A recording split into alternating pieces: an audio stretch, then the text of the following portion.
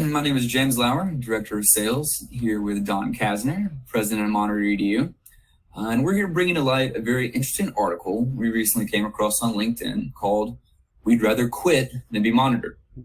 Fortunately, this is not in regards to the proctoring industry, for which there is plenty of purposeful monitoring going on here for accreditation as well as regulation purposes.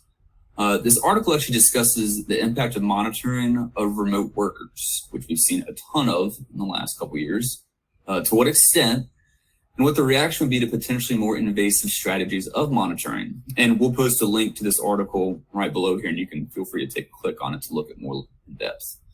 Long story short, though, 56% of tech workers said they would resign if their company recorded audio or video of them through their computers, showing a pretty large, rather, disdain for this detail of monitoring.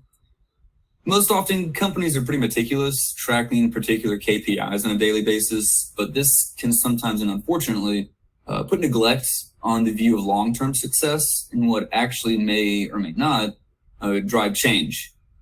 As humans, we tend to be natural-born problem solvers. Once we understand what metrics are being used or measured for success, then those will be the ones manipulated to show the, quote, positive results to those who are monitoring closely.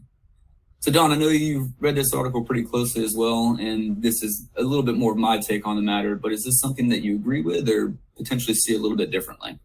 No, I'd say I agree with it. I think there's two problems come to mind. The one that you already indicated, which is, people are going to adapt their behavior to whatever they're being judged on.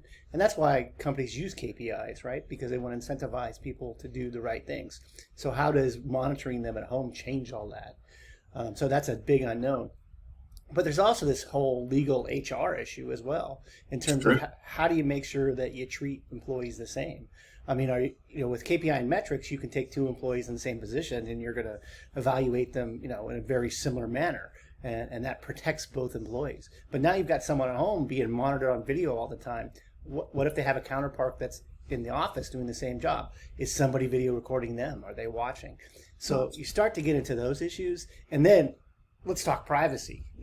Having a recording of somebody's home, what happens when their kid comes in? What happens if their husband comes in and they get in this argument? Now their home life is being observed by the company, and you don't get that. So to me, it's just bad idea.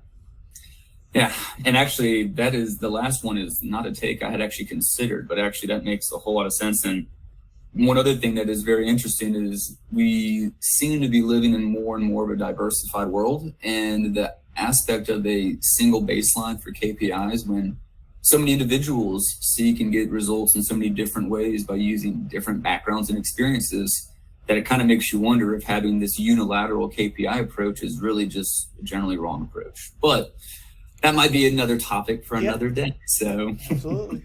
For those watching, though, we appreciate your time. We like to keep these short and sweet to the point. We just want to know and share our topic of experience with this. Questions for the audience: does increased monitoring really increase productivity, or does it just reward the wrong behavior? Again, thank you all for your time. We look forward to connecting again with you soon. Best wishes.